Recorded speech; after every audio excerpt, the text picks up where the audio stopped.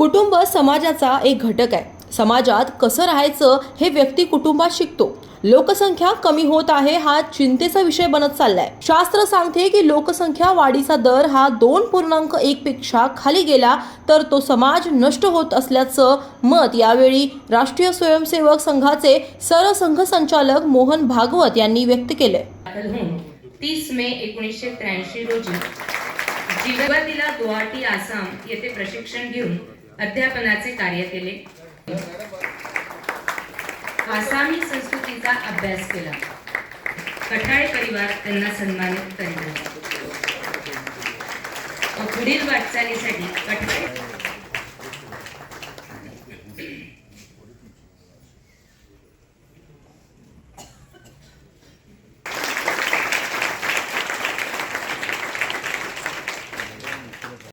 म्हणजे पूर्ण समाज,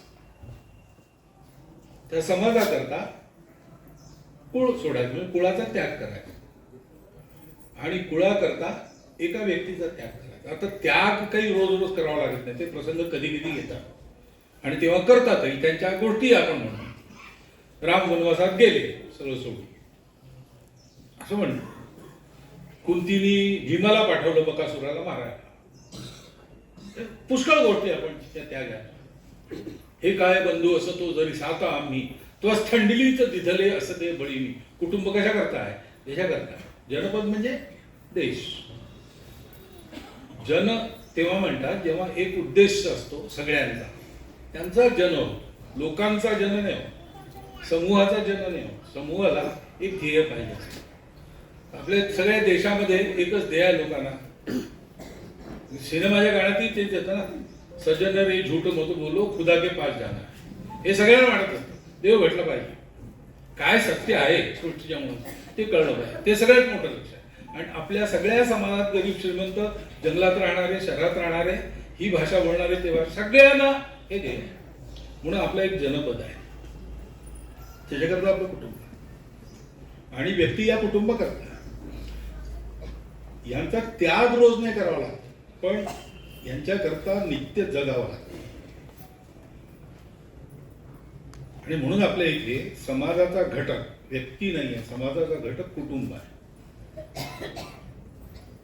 जसं आपल्या शरीरामध्ये अनेक पेशी आहेत, त्या सगळ्या पेशींमध्ये जे डीएनए आहे ते सारखं आहे। त्यातली एक पेशी कोणाच्या हातात लागली तर आता क्लोनिंग करून त्या एका डीएनए पासून तो पूर्ण प्राणी तसाच्या तसा उभा करता येतो, तो मनुष्य तसा उभा करता येतो। प्रत्येक पेशी हे शरीराची इकाई आहे, युनिट आहे। तसं प्रत्येक कुटुंब हे समाजाचं युनिट आहे, व्यक्ती नाही। त्या पेशीमध्ये न्यूक्लियस असतं, मायटोकॉन्ड्रिया असतो, निराळ्या प्रकारचे घटक असतात, प्रोटोप्लाझम असतो, असे सगळे आपण व्यक्ती आहोत। आमचं कुटुंब हे समाज आहे, समाजात लहान ग्रुप आहे।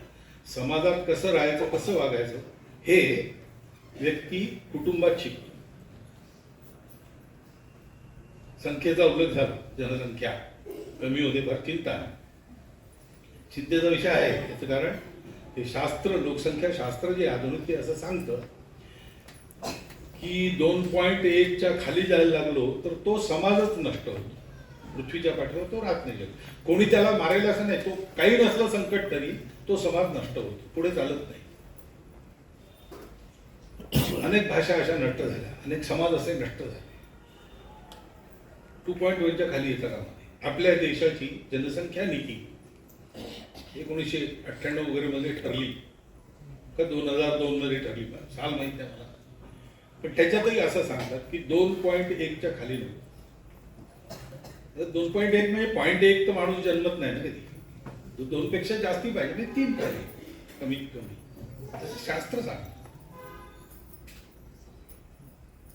पण ही संख्या ही याकरता महत्वाची आहे की टिकलं पाहिजे की नाही, टिकलं पाहिजे असं आपल्याला सगळ्यांना वाटतं, कारण ते आपलं आहे। ते किती चांगलं आहे वाईट आहे हे मूल्यांकन नंतर असतं, ते आपलं आहे। आपण कुटुंबात हेच शिकतो ना, निरनिराळे प्रकार असतात व्यक्तींच्या कुटुंबात। 4 भाऊ असले, 3 भाऊ असले, 2 भाऊ असले, एक दुसऱ्यासारखा नसतो, स्वभावही कधी कधी अलग असतात। एकमेकांना पटेलच असं नाही आहे, पण तरी आपलेपणा असतो.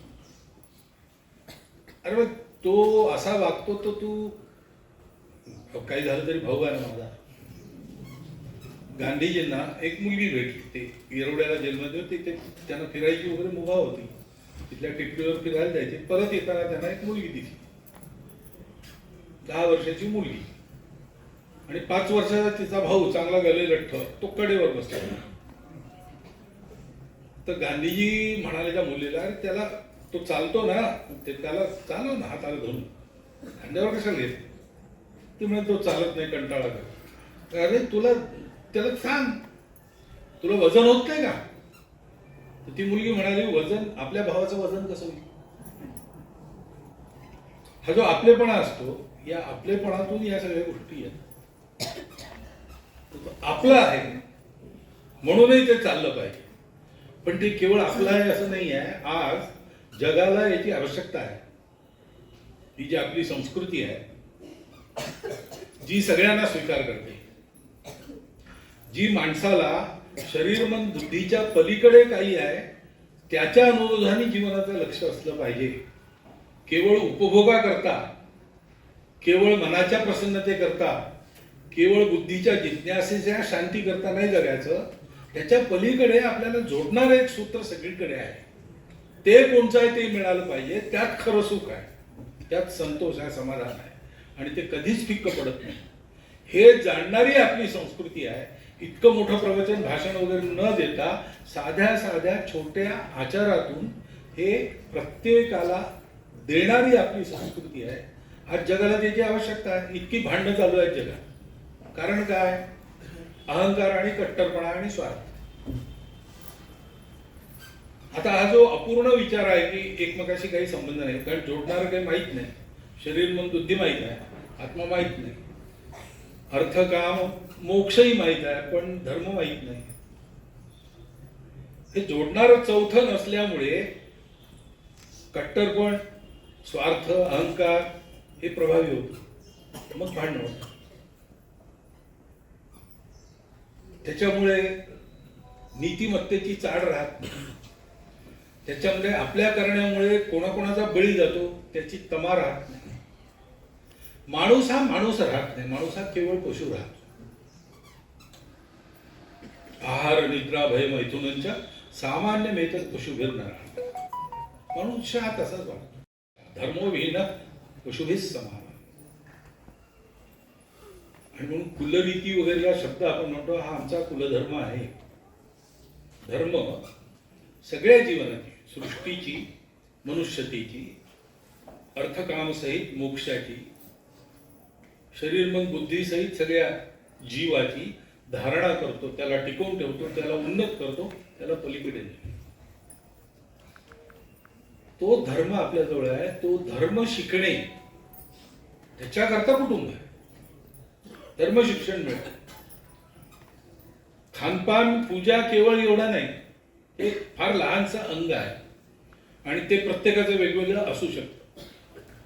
परंतु सगळं जग चालावं, सगळा समाज चालावा, सगळे सुखी व्हावे, याकरता जो असतो तो धर्म धारणा करणारा, अभ्युदय आणि निश्रेयस, इहलोकीचं आणि परलोकीचं सुख एका वेळेला देणारा,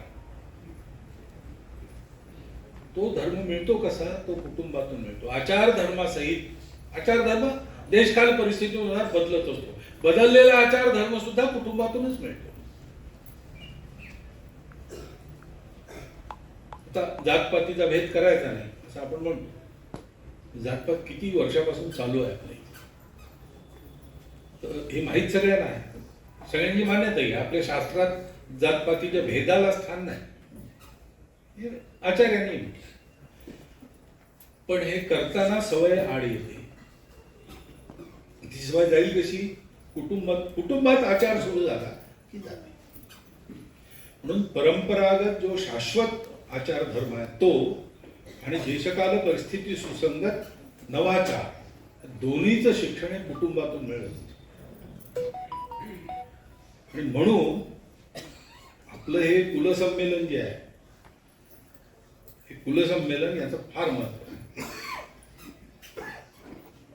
इतका सायास करून, प्रयास करून, एका अर्थाने पश्चर्यास करून आणि हे सगळं शोधून काढलं, कुलवृत्तांत वगैरे.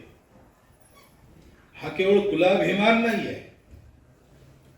आपापल्या कुलाचा गौरव प्रत्येकाला असला पाहिजे, पण त्यातून आपली परंपरा काय आहे, आपण कशा करता आहोत, आपलं सामर्थ्य काय आहे, या सगळ्याचा परिचय होतो. त्यातून एक स्वाभिमान उत्पन्न होतो. आणि ज्यापाशी स्वगौरव आहे, स्वाभिमान आहे, तो जीव उभा राहतो. ज्याला असा काही गौरव प्राप्त नाही, त्याला काही मिळत नाही. वाघाचं पिल्लू धनगराला सापडलं, डोळे उघडायचे होते, तर ते त्यांना दया आली, मारलं नाही, ज्याला घेऊन आले आपल्याबरोबर. ठेवणार कुठे? बकऱ्यांमध्ये ठेवलं. त्या बकऱ्यांमध्येच लहानाचं मोठं झालं. बकऱ्यांमध्ये चरायला जायचं जंगलात. गवत खायचं की नाही माहित नाही, पण जायचं हे खरं. त्यांनी दुसरं पाहिलंच नाही. धनगर असतात, ते आपले मालक आहे, बकरे असतात, त्यांच्यात मी एक आहे, आणि त्या बकऱ्यांमध्ये धक्काबुक्की चालते.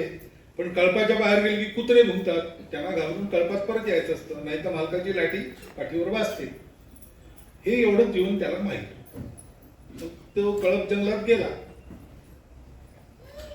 तिथे एक खराच वाघ आला, जंगलात वाढलेला. शिकारी करता आला, पण ते पाहून शिकार विसरला की अरे जे बकऱ्यांबरोबर एक वाघ आहे, चांगला मोठा आहे, तरुण झाला असतो, आणि बकऱ्या त्याला धक्के मारून बाहेर काढतात. कुत्र्यांच्या मुंगड्यांच्या पुन्हा कळपात परत येतो. ही काय भानगड आहे? तर त्यांनी त्याला हाक मारत चाल केली तिकडे, म्हणजे गर्जना करू. तर बकऱ्या पळायला, तर हाही पळायला लागला, आणि धडक मारून त्यालाच पकडली. तर तो थरथर कापायला लागला. अहो मला सोडून द्या, पुन्हा तुमच्या जंगलात येणार नाही. त्या बकऱ्यांच्या नादाने आलो, मला काही माहित नव्हतं वगैरे वगैरे. तेव्हा त्या वाघाच्या लक्षात आले, याला माहित नाही हा कोण आहे. मग त्याला ओढत ओढत तो तलावाच्या काठी घेऊन गेला आणि प्रतिबिंब दाखवलं. सांग, तू माझ्याशी मिळतो की त्या बकऱ्यांसारखं तुझं रूप? त्यांनी पाहिलं. का मी तुमच्यासारखा दिसतो, तर मी वाघ आहे का? गर्जना करून पहा.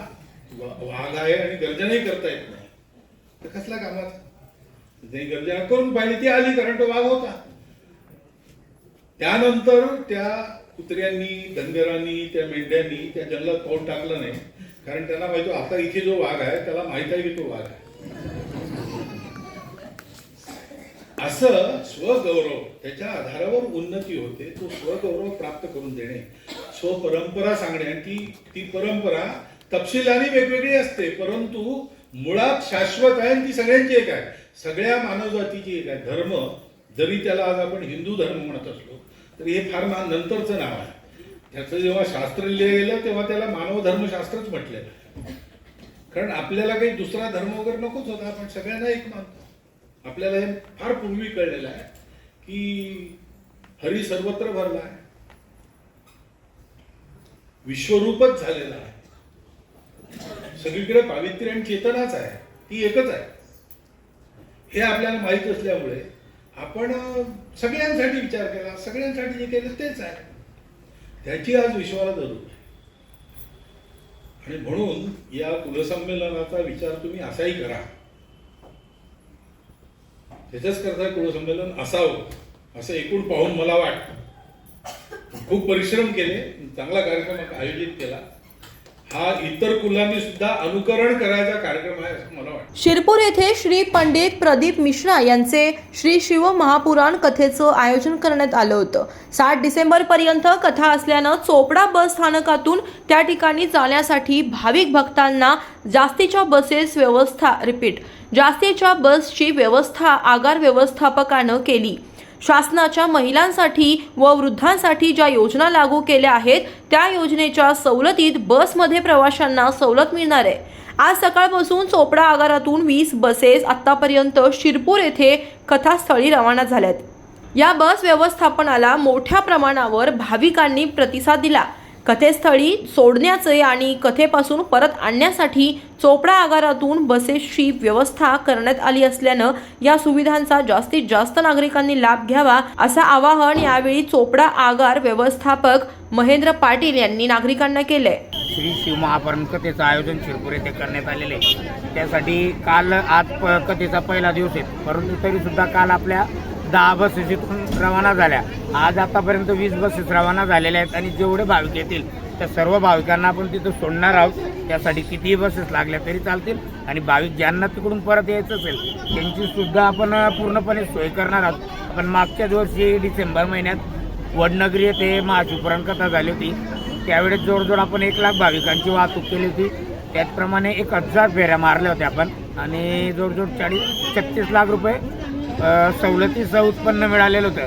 त्यापेक्षा नक्कीच जास्त उत्पन्न मिळवण्याचा आमचा प्रयत्न असणार आहे, कारण की वडनगरी जे अंतर होतं ते जवळजवळ 56 किलोमीटर होतं आणि हे अंतर जवळजवळ 44 किलोमीटर आहे. त्यामुळे त्याचा नक्कीच फायदा होणार आहे आणि त्याचप्रमाणे सर्व पत्रकार बांधवांच्या माध्यमातून आम्ही 4 ते 5 दिवस अगोदरच जादा बसेस उपलब्ध असतील अशी बातमी सर्वच पेपरांना दिली होती आणि बऱ्याच व्हॉट्सअपच्या माध्यमातूनही त्या बातमीला खूप प्रसिद्धी मिळाली. त्यामुळे भाविकांनी आमच्यावर जो विश्वास दाखवला आहे किंवा जे आपण इकडून गेल्यावर तिकडून यायची आपल्याला हमी, त्यामुळे आम्हाला यावर्षी जास्त प्रतिसाद मिळून येताना दिसतोय. जे शासनाच्या योजना आहेत महिलांसाठी 50% हाफ तिकीट, ती योजनाही इथं लागू हो. या महाशिवपुराण कथेसाठी ज्या महिलांना जायचं असेल त्यांना 50%ची सवलत आहे. 75 वर्षावरील ज्येष्ठांना फ्री आहे. त्यानंतर ज्या काही इतर सुविधा आहेत 65 ते 75च्या मध्ये हाफ तिकीट त्यासुद्धा या महाशिवपुराण कथेसाठी एस.टी. महामंडळाकडून लागू करण्यात आलेलं आहे आणि त्याचा सुद्धा संपूर्ण भाविकांनी लाभ घ्यायचा आहे. हे जे भाविक भक्त महाशिवपुराण कथेसाठी जाणार आहे त्यांच्यासाठी काय आव्हान करताना आपण? त्यांनी या श्री महाशिवपुराण कथेसाठी आम्ही आजपासून तर शेवटच्या दिवसापर्यंत जेवढ्या गाड्या लागतील तेवढ्या गाड्या उपलब्ध करून देणार आहोत. त्यांनी निसंकोचपणे इकडून जायचं आहे, तिकडून येण्याची गॅरंटी आम्ही घेणार आहोत, कारण की तिथे आम्ही आपल्या कंट्रोलर ठेवलेले आहेत, त्यांच्याशी आम्ही संपर्क साधून आहोत. तिथे जेवढ्या गाड्या लागतील तेवढ्या आम्ही पुरवणार आहोत, कारण की या कथेचा वेळ 1 ते 4 आहे, म्हणजे 4 वाजेनंतर तिकडून रिटर्नची ट्रॅफिक मिळणार आहे. जेवढ्या गाड्या लागतील तेवढ्या उपलब्ध करून देणार आहोत आणि आपल्या माध्यमातून परत आवाहन करतो की आम्ही कुठल्याही प्रकारच्या गाड्यांची आमच्या संपूर्ण टीम आमच्या सहकाऱ्यांच्या साथीने कुठल्याच प्रकारच्या गाड्यांची कमतरता भासणार नाही. भाविकांनी जास्तीत जास्त या सेवेचा लाभ घ्यायचा आहे. नवनिर्वाचित आमदार किसन कथोरे यांचे रिपाई ठाणे जिल्ह्याच्या वतीनं पुष्पगुच्छ देऊन स्वागत करण्यात आले. तसंच आमदार किसन कथोरे हे 5व्यांदा आमदार झाले व पुढील राज्य मंत्रिमंडळात देखील मंत्री व्हावे म्हणून सर्व उपस्थितांचे वतीने हार्दिक शुभेच्छा त्यांना यावेळी देण्यात आल्या. सोबतच रिपाई ठाणे जिल्हा पदाधिकारी आयुक्त बाळासाहेब भालेराव, जिल्हा सरचिटणीस, जिल्हा कार्याध्यक्ष आयुक्त अनिलदादा धनगर, ठाणे प्रदेश उपाध्यक्ष आयुक्त रामा कांबळे, शहापूर तालुका अध्यक्ष जयवंत थोरात यासमवेत अनेक मान्यवर यावेळी उपस्थित होते. आज 1 डिसेंबर हा दिवस जागतिक एड्स दिन म्हणून साजरा करण्यात येतो.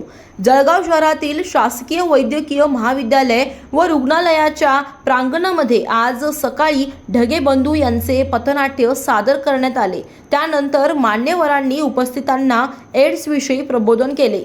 या कार्यक्रमासाठी कवयित्री बहिणाबाई चौधरी विद्यापीठ अंतर्गत येणाऱ्या महाविद्यालयातील तरुण तरुणी तसेच विविध सामाजिक संस्थांचे पदाधिकारी, कार्यकर्ते, जिल्हा एड्स नियंत्रण संस्थेतील पदाधिकारी आणि कर्मचारी बहुसंख्येने उपस्थित होते. यावेळी एड्स जनजागृतीसाठी जळगाव शहरातून रॅली देखील काढण्यात आली. या रॅलीला जिल्हा एड्स नियंत्रण विभागाचे अधिकारी संजय पहुरकर यांनी हिरवा झेंडा दाखवला.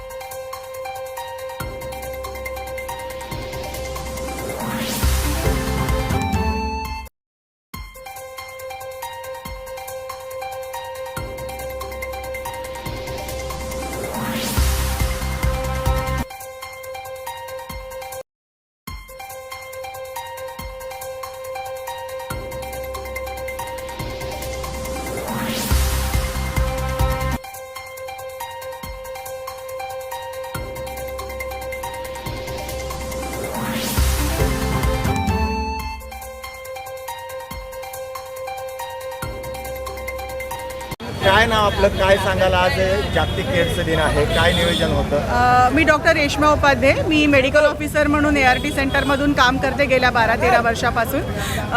आज जागतिक एड्स दिनानिमित्त हा कार्यक्रम आयोजित केला आहे सिव्हिल हॉस्पिटल जळगावमध्ये. ह्याच्यात जनजागरण झालं पथनाट्याच्या दृष्टीने करून की लोकांना, मुलांना अवेअरनेस क्रिएट केला गेला आणि ह्यासाठी सगळे मान्यवर सिव्हिल हॉस्पिटलमधले आले होते. त्याच्यानंतर आता रॅली काढण्यात आलेली आहे आणि अनेक पथनाट्याच्या माध्यमामुळे हा एड्स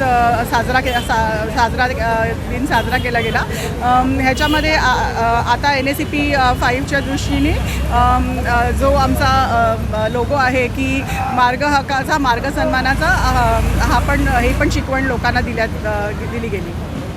काय सांगाल, काय नाव तुमचं? आज मी कार्यक्रमात डॉक्टर काय अनुपमा जावळे. मी मेडिकल ऑफिसर आहे सिव्हिल हॉस्पिटल जळगाव येथे ART सेंटरमध्ये.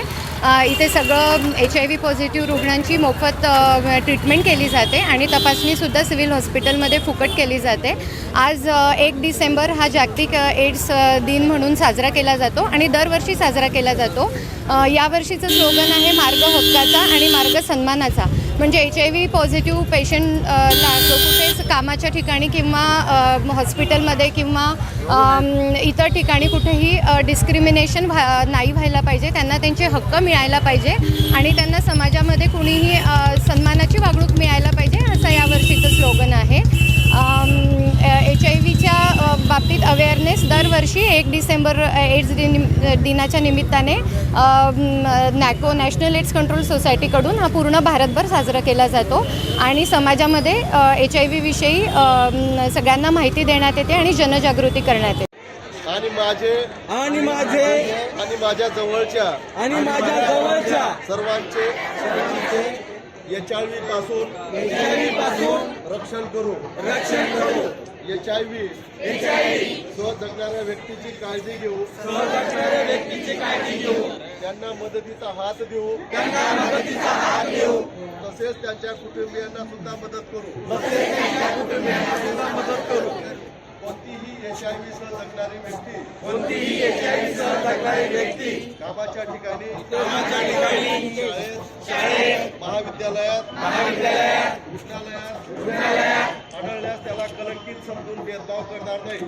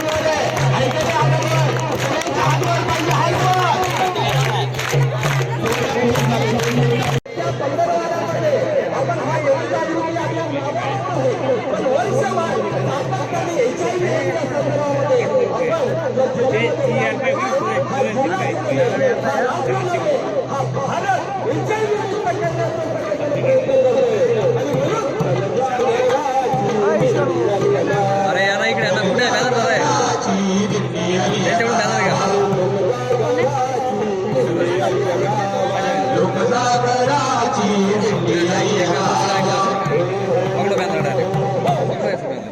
संगमनेर मतदार संघाचे नवनिर्वाचित आमदार अमोल खताळ यांनी आज सहपरिवार श्री साईबाबांच्या समाधीचे दर्शन घेतले. दर्शनानंतर श्री साईबाबा संस्थानच्या वतीनं मंदिर प्रमुख विष्णू थोरात यांनी त्यांचा सत्कार देखील केला. यावेळी संरक्षण अधिकारी रोहिदास माळी हे देखील उपस्थित होते.